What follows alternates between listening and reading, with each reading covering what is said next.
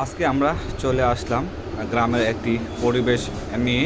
আসসালামু আলাইকুম, সবাই কেমন আছেন? আজকে চলে আসলাম আমরা আরেকটি নতুন ভিডিওতে। আপনাদেরকে আমরা দেখাইতেছি যে আজকে আমরা আসলে গ্রামের সেই যারা যারা গ্রামে ছিলেন তারাই হয়তো আসলে এটা চিনবেন। এটা আমরা শাক শাক বলি, হয়তো আপনারা কে কী বলেন আমরা তো জানি না। আচ্ছা, যাই হোক, এক এক দিকে এক এক নামে আসলে ডাকে। দেখেন মানুষ এই শাক দিয়ে কত কষ্ট করে আসলে পারাপার হচ্ছে। তো আমি আসলে ভয় লাগে যে আমি আসলে পার হতে পারছি না। আমি কিছু দূর গিয়ে আবার এখান থেকে চলে আসলাম। তো আসলে এই গ্রামের চেনা এই রূপগুলো আসলে যারা ছিলেন তারা আসলে দেখতেই পারতেছেন। তো এটা আসলে আমরা ছোটো সময় আসলে দেখেছি যে আগে অনেক অনেক পাওয়া যেত। এখন আসলে সচরাচর অনেক ব্রিজ হয়ে গেছে, এই জন্য হয়তো এখন আর এই শাকগুলো নাই।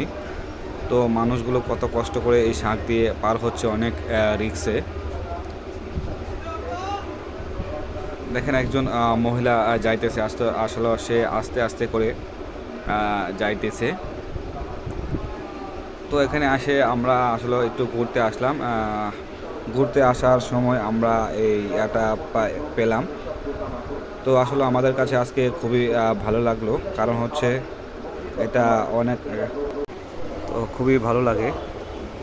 তো এখান দিয়ে অনেক লোকজন পারাপার হয়। আপনারা দেখেন সামনে আসলে প্রচুর লোক আপনারা দেখতেই পারতেছেন। তো আমাদের কাছে আসলে এই জায়গাটা অনেক ভালো লাগলো।